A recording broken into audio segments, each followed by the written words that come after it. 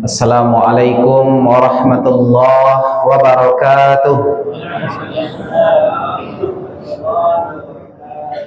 Innal hamdalillahi wa kafa wa nusalli ala nabiyyina al-mustafa wa ala alihi wa sahbihi wa man ittaba'al huda. Asyhadu an la ilaha illallah wahdahu la syarika lah. Asyhadu anna Muhammadan abduhu wa rasuluhu man la nabiyya ba'dah. Dan Bapak Ibu yang rahmati Allah, gerakan salat subuh berjamaah, salat berjamaah di masjid Bapak Ibu sebagai ciri orang beriman. Dan insya Allah orang yang salat subuh disebut oleh Nabi fa innahu ala zimmatillah, hidupnya ditanggung oleh Allah. Kalau misalkan ada presiden, jangankan presiden, wali kota, gubernur datang ke rumah kita, kemudian dia mengatakan, ini Bapak Ibu sekeluarga saya jamin hidupnya ini. Bagaimana perasaan Bapak Ibu? Datang Kapolda bintang 2 ke rumah kita, dijemputnya kita pakai mobil iu-iu, kemudian dia katakan, saya jamin Bapak ini selamat sampai ke Padang. Kira-kira ada enggak yang berani membegal kita Bapak Ibu? Saya jamin orang ini untuk bisa aman katanya. Nah sekarang zat yang menciptakan Pak Kapolda, Gubernur, Bupati, Presiden mengatakan dirinya fa innahu ala zimmatillah, saya menanggung orang yang sholat subuh. Kira-kira Bapak Ibu masih cemas enggak urusan rezeki? Makanya perintah sholat itu biasanya diikuti dengan kalimat apa? Walladzina yuqimunas shalah wa mimma razaqnahum yunfiqun. Ada urusan rezeki di situ. Begitu juga ada ayat dalam surah Al-Baqarah, wa yuqimunas shalah wa yu'tunaz zakah. Ya, alladzina yuqimunas shalah wa yu'tunaz zakah. Dari mendirikan salat, membayar zakat. Kenapa orang yang salat disuruh bayar zakat? Karena kalau orang salat itu insya Allah berlebih rezekinya. Maka Allah ingatkan, kalian kan sudah salat, rezeki sudah dikasih Allah, jangan lupa bayar zakat ya. Jadi Bapak Ibu yang rahmati Allah, ini yang harus kita fahami. Maka kalau kita lagi nyari rezeki Bapak Ibu, datang panggilan salat, mana yang harus kita dahulukan? Tinggalkan urusan rezeki ini, karena sumber rezeki itu sebenarnya salat Bapak Ibu yang rahmati Allah. Nah ini yang harus kita benahi mulai dari urusan salat subuh berjamaah. Dan Bapak Ibu yang rahmati Allah, tata cara salat sebenarnya tidak banyak Allah jelaskan dalam Al-Quran. Kalau berwudu Allah jelaskan dalam Al-Quran. Idza qumtum ila shalah faghsilu wujuhakum wa aydiyakum ilal marafiq wamsahu bi ru'usikum, dan seterusnya. Tayamum juga dijelaskan. Tapi salat Bapak Ibu, tata cara salat yang dijelaskan di dalam Al-Qur'an itu sedikit saja, ya. Wa aqimus shalah wa atuz zakah warka'u ma'ar raki'in. Dan rukuklah bersama orang-orang yang rukuk. Ini tata cara salat ya. Apa maksud Allah? Rukuklah bersama orang-orang yang rukuk. Maksudnya Bapak Ibu, kita tidak disuruh rukuk sendiri, tapi dicarilah di mana ada orang rukuk. Di mana ada orang rukuk Bapak Ibu? Di pasar ada enggak orang rukuk? Jalan ada enggak? Yang ada orang rukuk di masjid, musola, surau, langgar, cari orang rukuk, warka'u ma'ar rakiin, rukuk bersama orang-orang rukuk, maksudnya salat berjamaah. Ustaz, kok bahasanya tidak wassalu ma'al musallin atau usjudu ma'as sajidin? Kenapa rukuk yang disebut di sini? Jadi Bapak Ibu yang rahmati Allah, rakaat salat itu dihitung dari berapa kali kita rukuk. Namanya saja rakaah, Jadi dihitung dari kata rukuk. Jadi salat subuh berapa rakaat Bapak Ibu? 2 rakaat, Salat zuhur 4 rakaat artinya 4 kali rukuknya. Kalau salat jenazah berapa rakaat? Kalau kami di Payakumbuh Bapak Ibu, tak ada pakai rukuk dan tak kalau di siku tak tahu belum bodah. Karena tidak ada rukuknya, maka kita sebut arba'at takbiratin, 4 kali takbir. Jadi yang rakaat itu bukan berdiri begini, ya. Jadi misalkan Bapak Ibu datang ke masjid, ya, imam sudah takbir Allahu Akbar, rukuk dia, kemudian kita masuk dapat rukuknya, itu berarti sudah 1 rakaat itu. Jadi apa maksud Allah mengatakan warka'u ma'arrakin, rukuklah bersama orang-orang rukuk? Maksudnya adalah jangan terlambat sholat, jangan masbuk, sholat berjamaah dijaga, jangan terlambat lagi sholat berjamaah. Nah, itu maksudnya. Dan begitu juga yang dimaksudkan sholat berjamaah, berkumandang azan di Masjid Babur Rahmah ini, kemudian iqamat yang azan tadi, kemudian naik atau maju imam, kemudian didirikan salat berjamaah. Itu yang dimaksudkan dalam ayat ini. Kan bisa juga Bapak Ibu, ya, Bapak Ibu kan dari Suliki, Buya kita Bapak Buya Dabizar dari Suliki, ya. Kemudian pergi ke Payakumbuh, singgah di Babur Rahmah. Dilihat hari sudah jam 1:30, mau salat zuhur. Begitu dia wudhu, masuk ke dalam, ada anak muda menegur, "Pak, apa salat zuhur?" "Iya." "Jamaah kita, Pak." "Ayo salat zuhur juga, berjamaah juga, di masjid juga." Tapi yang di dalam ayat ini bukan itu maksudnya. Yang dimaksudkan dalam ayat ini adalah salat berjamaah yang pertama kali diselenggarakan setelah azan dan iqamah. Nah, jadi Bapak Ibu yang rahmati Allah, itu yang harus kita jaga, salat berjamaah. Ya. Dan kalau ini sudah dijaga Bapak Ibu, ya, insya Allah mulai dari situlah Islam ini akan memimpin dunia. Ya. Jadi kalau Allah memanggil hayya 'alas shalah, diikuti dengan kalimat hayya 'alal falah. Kenapa falah setelah salat? Falah ini apa artinya Bapak Ibu? Kemenangan, kesuksesan, keberhasilan Allah akan berikan kepada orang-orang yang melaksanakan salat. Jadi ciri-ciri orang yang mengikuti sunnah Nabi itu, orang yang bersama dengan Nabi itu, salat ini memang tidak bisa tinggal loh.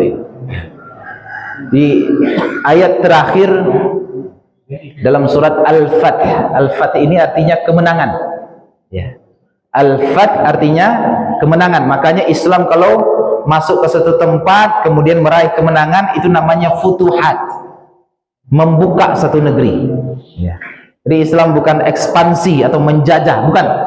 Islam membuka satu negeri. Maka ada salah satu surat namanya surat Al-Fath, surat kesuksesan. Bapak Ibu mau sukses, baca surat ini.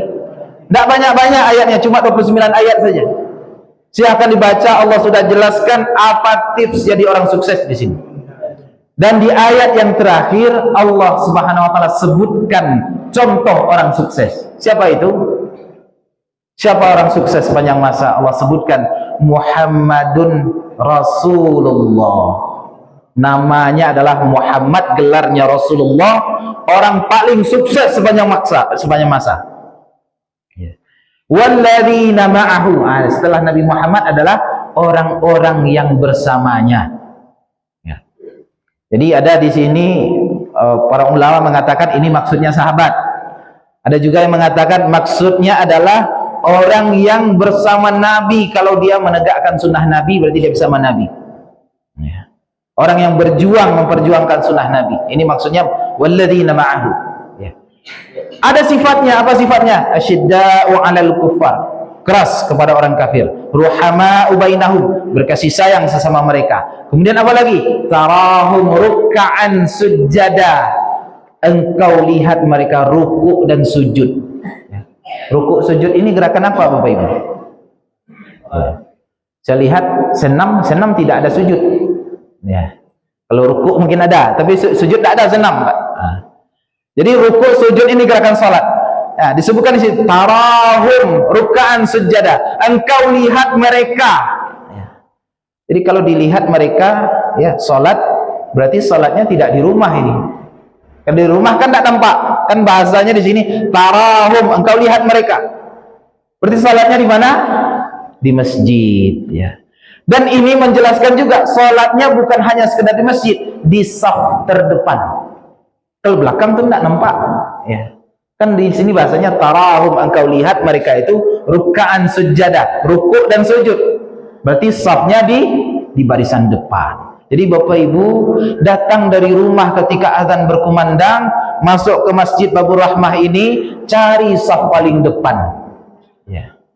Itu ciri orang yang mengikuti Nabi SAW yang disebut sebagai orang fath di situ, orang yang meraih kemenangan. Ya.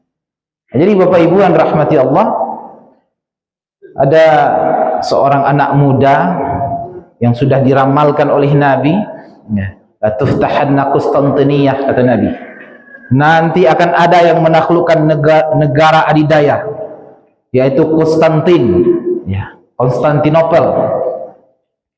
Jadi ibu kota dari negara Romawi yang sangat besar. Dari dahulu itu yang menguasai dunia ini dua saja, Persia dan Romawi. Romawi ini terbelah dua juga, ada Romawi Timur, ada Romawi Barat. Ya, Romawi Timur namanya Bizantium, ibu kotanya Konstantinopel. Itu pintu strategis perdagangan seluruh dunia di situ. Ya. Maka Bapak Ibu yang rahmati Allah, selama beratus tahun dikuasai, ya, ini negara adidaya yaitu Romawi. Nabi mengatakan la tuftahanna Konstantiniyah, itu satu saat negara adidaya akan dibuka oleh kaum muslimin. Siapa yang membuka? Bi ni'mal amir amiruha wa ni'mal jiz dzalikal jiz, dengan sebaik-baik pemimpin dan sebaik-baik pasukan. Ternyata siapa orang itu? Namanya Muhammad Al-Fatih. Muhammad namanya sebenarnya. Siapa Muhammad Al-Fatih ini Bapak Ibu? Bagaimana orang mengatakannya? Bi ni'mal amir amiruha, sehebat-hebat pemimpin itu salatnya tidak pernah melihat punggung manusia. Nah, itu bahasa alim ulama itu. Apa maksudnya salat tidak pernah melihat punggung manusia? Gimana Pak? Di saf paling depan, ya. Oh gampang Ustaz, kami di Babur Rahmah juga tidak pernah melihat punggung manusia. Iya, satu saf cuma. Kalau satu saf, iya. Bapak Ibu tahu berapa panjang safnya Muhammad Al-Fatih ini? Nanti anak-anak muda tolong buka peta, ya. Ya. Jadi salatnya itu di paling bawah, karena ini di Turki, Konstantin itu sekarang Turki. Jadi salatnya menghadap ke selatan. Kalau kita akan menghadap ke barat. Di bawah itu ada namanya Masjid Al-Fatih sekarang, Masjid Al-Fatih. Ya. Itu dekat laut, namanya Pantai Marmara. Terus sampai ke utara safnya itu. Mentok lagi laut. Namanya Dal Golden Horn, Selat Tanduk Emas. Berapa panjangnya? Ukurlah nanti sendiri. Berapa kilo itu? Ya. Ada yang menghitung sekitar lebih kurang 8 kilo lah, 8 kilo. Dari sini ke mana? Dari Babur Rahmah ke mana Pak? Kota Baru. 8 kilo resiko dari resiko ke mana? Lemposi. Terbayang oleh Bapak Ibu, imamnya di Masjid Babur Rahmah, terus jamaahnya sampai ke Lemposi. Bila kita baik meritu Pak? Bila kita baik meritu? Besok banyak. Tak kerja besok ada Pak. Makanya orang dahulu itu salat Bapak Ibu, ya. Kalau ada Bapak Ibu yang pernah umrah atau haji, kalau imamnya takbir Allahu Akbar, ada suara setelah itu. Apa suaranya? Allahu Akbar. Suara apa itu? Apa suaranya itu? Itu suara muadzin, ya, bersahut-sahutan di belakang. Kenapa? Dahulu tidak ada mikrofon ini. Jamaah rami ke belakang. Tidak sampai suara imam ke belakang Bapak Ibu. Maka dibantulah oleh muadzin ini. Ya. Kalau di tempat kita memang belum perlu ini Pak. Badan itu, ya. Iya. Tapi kalaulah sampai ke simpang di Muko Wali Nagari itu Pak, insya Allah kita pakai muadzin Pak. Insya Allah ya Pak ya. Kalaulah sampai saf salat di Masjid Babur Rahmah sampai Wali Nagari ke sajalah. Apa li jarang Pak ya? Kita pakai biswa muadzin pula. Bahkan cik imam di situ Allahu Akbar. Tiba di situ pas di situ ada muadzin. Allahu Akbar. Tiba buka imam Sami Allahu liman hamida. Rabbana walakal hamd. Terkenal suara itu Bapak Ibu. Itu suara imam di Masjidil Haram ya. Bilo negara kita mari itu. Bila kita buat. Mulailah dengan meramaikan masjid kita ini, Masjid Babur Rahmah ini, mulai juga dengan meramaikan salat subuh berjamaah. Setelah nanti gerakan salat subuh berjamaah ini, mudah-mudahan setelah itu nanti ya tetap bertahan jamaah rami ya. Kemudian satu sama lain saling menegur ya, untuk membawa ke masjid. Orang tua ingatkan anak, anak ingatkan orang tua. Mama ingatkan kemenakan, kemenakan juga ingatkan mama. Ya. Penguasa ingatkan rakyat, rakyat ingatkan penguasa. Mari sama-sama kita menyembah Allah. Ini sudah azan. Ya. Datang ke masjid Bapak Ibu. Ya. Dan Bapak Ibu yang rahmati Allah, kalau boleh saya sarankan Bapak Ibu, ya, jaga yang namanya arba'in. Arba'in itu 40 hari solat. Sebenarnya berasa sudah masuk syuruk ya. Isyraq. Nah, boleh tambah seketik Bu? 40 hari solat berjamaah tidak terlambat, bisa enggak? Nah, itu program arba'in ya. Tekan kontrak dengan Allah Subhanahu wa taala, 40 hari solat berjamaah tidak terlambat. Jadi ada Bapak Ibu, saya biasanya mengisi ceramah di salah satu tempat di Kotonan Gadang. Habis ceramah kami dihidangkan oleh pengurus, ada makanan, kue-kue segala macam. Sambil kami makan, diskusi, datang ada bapak-bapak.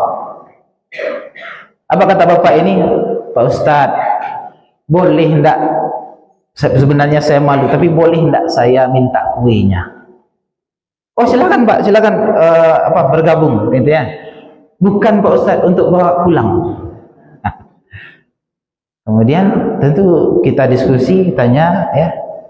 Ternyata orang di rumah anak istri sudah dari pagi belum ada makan lagi. Itu sudah habis sisa itu. Ya.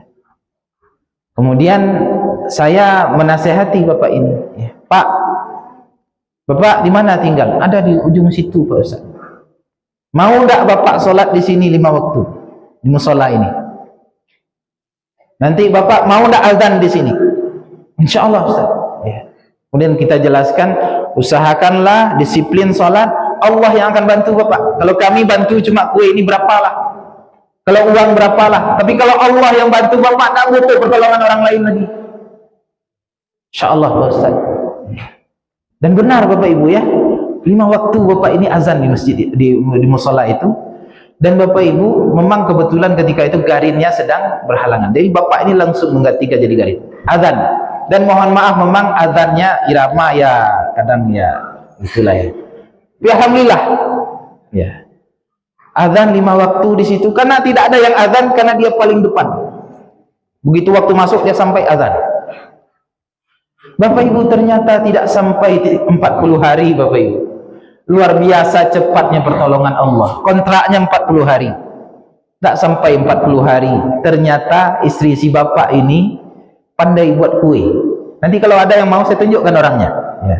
Nah, kalau tiba kue sekalian. Begitu cepatnya pertolongan Allah. Jadi bapak ini punya ibu yang pandai buat kue. Kemudian kuenya itu ya diteskan ke jamaah.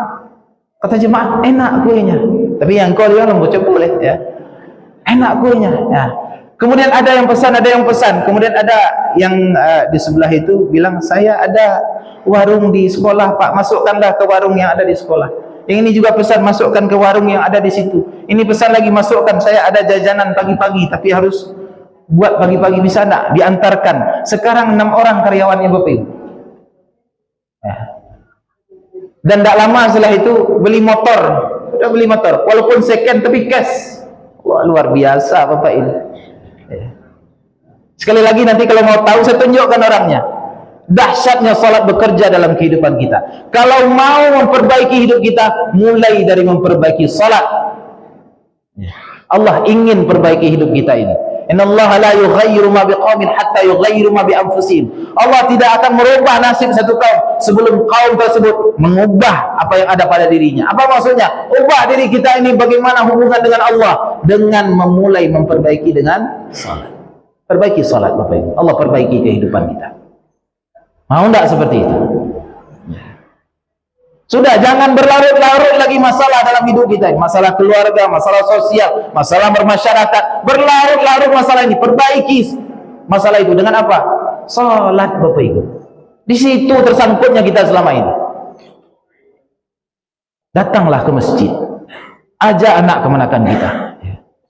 Nah, itu saja Bapak Ibu, saya rasa ini sudah terlalu jauh dari waktu isyraq. Mudah-mudahan bermanfaat. Barakallahu fikum. Wassalamualaikum warahmatullahi wabarakatuh.